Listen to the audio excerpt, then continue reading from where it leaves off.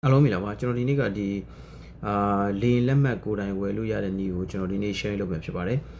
software တွေကတော့အမျိုးမျိုးရှိပါတယ်ကျွန်တော်တို့ဒီ trip.com နဲ့သုံးပြီးတော့ဝယ်မှာဖြစ်ပါတယ်ကျွန်တော်ဝယ်လို့ရတဲ့ software တွေကတော့ကျွန်တော်ဒီ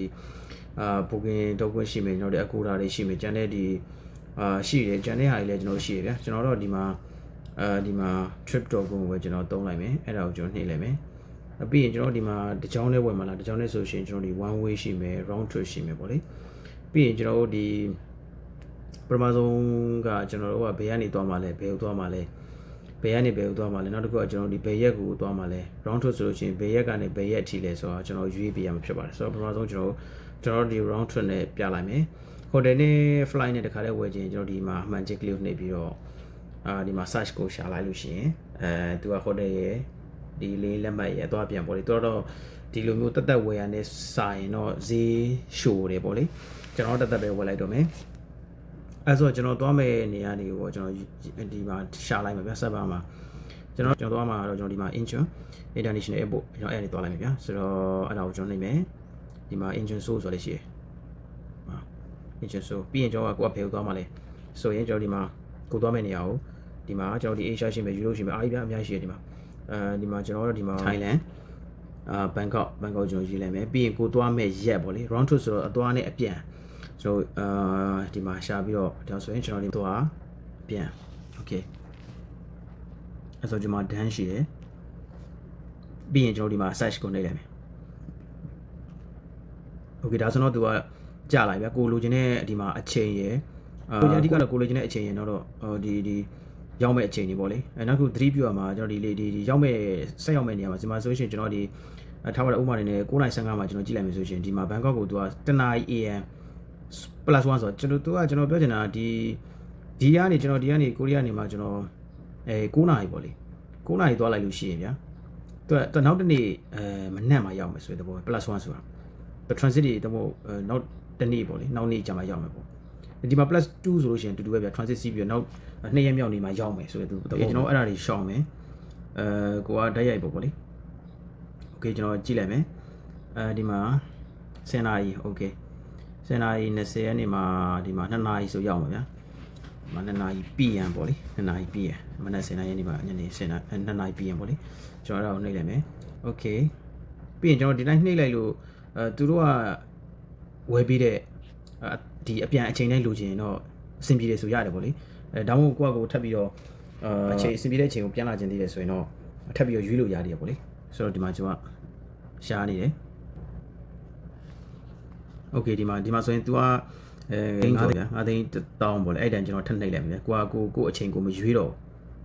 तू မရွေးဆိုရင် तू ဒီမှာဘန်ကောက်ကနေမှာဗျာဒီ2 နာရီမနေ့2 နာရီအစိုးကြီးပြန်လာမှာဗျာဆိုတော့ကိုယ့်အတွက်အဆင်ပြေဘူးဆိုရင်ကျွန်တော်ဒီမှာဒီအောက်မှာထပ်ပြီးတော့ကိုအဆင်ပြေမဲ့နဲ့ရှားမှာဗျာကိုအဆင်ပြေမဲ့အချိန်ရှားမယ်ဆိုတော့10 နာရီတော့ဈေးရထပ်ပေးရမှာဗျာသိရမလားကိုကြိုက်တဲ့အချိန်ယူလို့ရှိရင်ကျွန်တော်ဒီဈေးရထပ်ပေးရမှာအဲ့လိုတော့ရှိရပေါ့လေရှင်းလာယူလိုက်ပြီဒါကကိုကပြန်လာမယ့်အချိန်ပေါ့လေပြန်လာမယ့်အချိန်သူတို့ပေးတဲ့အချိန်ကျနည်းနည်းလေးစောတယ်ဗျာစောကြကိုကြိုက်တဲ့အချိန်ကိုကယူလိုက်တာပေါ့လေယူလိုက်တော့ကျတော့ကျွန်တော်ဒီမှာဈေးနည်းနည်းထပ်ပေးရတယ်ဒီမှာကျွန်တော်ပြောလို့ဒီ +1 တို့ +2 တို့ရှောင်းဗျာဘာလို့ဆိုတော့ तू က transit တပေါ်မျိုးနဲ့နောက်တစ်နေ့မှာရောက်မယ့်အချိန်ဆိုတော့ခီးစင်နည်းနည်းတော့ရှည်တာပေါ့လေဆိုတော့ရွေးပြီဆိုရင်ကျွန်တော်ဒီမှာ continue ကိုထပ်နေလိုက်မယ်ဒီမှာတစ်ချက်ကျွန်တော်တို့လာစစ်ရမှာပေါ့လေဒါဓာတ်ရိုက်တွေဟုတ်လားပေါ့ဓာတ်ရိုက်မဟုတ်လို့ရှင် तू transit တွေဒီမှာကိုသွားမယ့်အချိန်တွေဟုတ်လားဒီမှာဆိုရှင်ကျွန်တော်ဒီ agent so ဒီမှာ terminal 1နေမှာကျွန်တော်ဒီဘန်ကောက်ပေါ့လေဘန်ကောက်ကနေမှာကျွန်တော်ဒီမှာမနက်8 နာရီကနေမှာဒီမှာ Incheon terminal 1 3 နာရီခွဲအဲ့လိုမျိုးပေါ့လေနောက်တစ်ခုကျွန်တော်ဒီမှာသူပေးတဲ့ဟာပေါ့လေသူပေးတဲ့ဟာကျွန်တော်ဒီမှာရှိတယ်ကြောပို့အိတ်ပါမယ်နောက်တော့ carry on bus ဆိုတာကျွန်တော်ဒီလက်ဆွဲတေးသေးလေး15ပေါင်ဆိုအနည်းဆုံးကျွန်တော်ဒီ9 kg ပေါ့လေ9 kg သွားမယ်နောက်တစ်ခုကျွန်တော်ဒီမှာ check package ပေါ့လေ1 byte တွေကို1 byte တွေကိုထည့်တဲ့ဟာကျွန်တော်35ပေါင်ဆိုအနည်းဆုံးကျွန်တော်ဒီဘယ်လောက်ရှိလဲ20အဲ့လိုမျိုးလောက်ရှိမှာပေါ့လေ kg ပေါ့လေ okay အဲ့ဒါဆိုရင်ကျွန်တော်ဒီနောက်တစ်ခုကဒါကကျွန်တော်တို့နောက်တစ်ခုဒီမှာထပ်ကြည့်အောင်မယ်ဒီချာလေးကြည့်မှရမယ်ဗျဘာလို့လဲဆိုတော့သူကတချို့ຢာတွေကြရင်ဒီမှာဆိုရှင် cancel free လုပ်ရှင်လို့ရှိရင်ကျွန်တော်တို့ထပ်ပေးရမှာဒီမှာ3 သိန်းခွဲပေါ့လေ3 သိန်းခွဲထပ်ပေးလိုက်လို့ရှိရင် cancel free လုပ်လို့ရတယ်ဗျဒါမှမဟုတ်ရင်တော့သူက cancel လုပ်ရင် free မဟုတ်ဘူးပေါ့လေ ဒီမှာဆိုရှင်cancel fee က24နာရီအတွင်းလုံးမယ်ဆိုတော့တရက်ပေါ့ဗျာတရက်ပေါ့1000ခွဲတော့နှုတ်ဝင်ပေါ့လေကြောသွားရင်တော့ကျွန်တော်ဒီမရနိုင်တော့ဗျာကျွန်တော်ထပ်ပြီးတော့ဒီ cancel လုပ်တဲ့အခါမှာ free လုပ်လို့ရတဲ့ဟာကိုကျွန်တော်ကရွေးထားတာမဟုတ်တဲ့အတွက်ကြောင့်လေကျွန်တော်တစ်ချက်ပြမယ်ခုနကကျွန်တော်ဒီမှာနော်ဒါလေးကိုကျွန်တော်တစ်ချက်သွားလိုက်မယ်ပြီးရင်ကျွန်တော်ဒီမှာဒီမှာ beauty day ဆိုရှေ့ပြကျွန်တော်အဲ့ဒါလေးကိုကျွန်တော်နှိပ်လိုက်မယ်နှိပ်လို့ရှိရင်ကျွန်တော်ဒီအောက်ကိုဆွဲကြည့်လိုက်မယ်အောက်ကိုဆွဲကြည့်လိုက်လို့ရှိရင်ကျွန်တော်ဒီမှာကိုယူရမယ့်ဒီ luggage တွေပေါ့လေဒီ personal item ယူလို့ရမယ်နောက်တော့ carry on baggage ကျွန်တော်တို့ဒီ check baggage ဆိုတော့ကျွန်တော်ဒီရင်ပိုက်1 byte တွေထည့်တဲ့ဒီ8ပေါ့လေသူနဲ့ကျွန်တော်ပြောလေ50ပေါင်ဆို23 kg ပေါ့လေအနည်းဆက်ဆုံးပေါ့လေဟိုကောင်တော့15ပေါင်ဆိုတော့ဒီ9 kg ပေါ့ဒါကကျွန်တော်ဒီအသွားနော်အပြန်လဲကျွန်တော်ကပြန်ကြည့်ရမယ်တချို့လေလက်မှတ်တွေအပြန်မှာကျွန်တော်ဒီbaggage ဗျာ1 byte တွေထည့်တဲ့ luggage ကျွန်တော်တေခွင့်မရှိရရှိတယ်တေချင်းပတ်ဆက်ပေးရမှာရှိတယ်ဒီမှာဆိုရင်တော့ကျွန်တော်ဒီမှာတေခွင့်ရှိတယ်ဆိုတော့ဒီအောင်ကြည့်ပြီးသွားရဆိုရင် okay ဒါဆိုရင်ကိုအဆင်ပြေဆိုရင်ကျွန်တော်ဒီဝယ်လိုက်တော့မယ် okay နော်အဲ့ဆိုရင်ကျွန်တော်ဒီမှာတေချာကြည့်ပြီးသွားပြီပေါ့လေတေချာကြည့်ပြီးသွားဆိုရင်ကျွန်တော်ဒီဝယ်လို့ရသွားပြီပေါ့ကျွန်တော် okay ဒါဆိုတော့ကျွန်တော်ဒီမှာတေချာကြည့်ပြီးသွားပြီဆိုတော့ကြတော့ကျွန်တော်ကဒီမှာဒီကောင်ကိုကျွန်တော်ဒီဝယ်လိုက်မယ်ဗျာကျွန်တော်ဒီအောင်ဝယ်လိုက်မယ်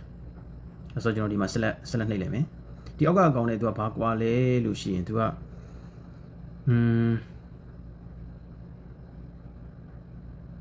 ဈေးလေးသူကနည်းနည်းလေးကြည့်ရဘယ်လောက်ကြည့်ရဆို1000ကျော်ပါပဲ1000ကျော်ပါပဲโอเคကျွန်တော်ဒီမှာဒါဝယ်လိုက်မယ်ဒီကောင် select နှိပ်လိုက်မယ်โอเคပြီးရင်ကျွန်တော်ရဲ့နာမည်ရေးမယ်ကျွန်တော်ဒီမှာဒီနာမည်မှန်တယ်ဆိုမှန်တယ်မမှန်ဘူးဆိုမှဒါတော့ကျွန်တော်ဒီ passport ရဲ့နာမည်အတိုင်းကျွန်တော်တို့တေချာရေးမယ်ဒီမှာကျွန်တော်တို့ဒီမှာnationality ပေါ့လေ country region ကျွန်တော်မြန်မာကျွန်တော်ဒီမှာကိုယ့်နာမည်ဖြိုးရအောင် okay ဒါကကျွန်တော်ဒီမှာမေကိုယ့်ရဲ့ဒီ nationality country region ကျွန်တော်ဒီမြန်မာဆိုမြန်မာ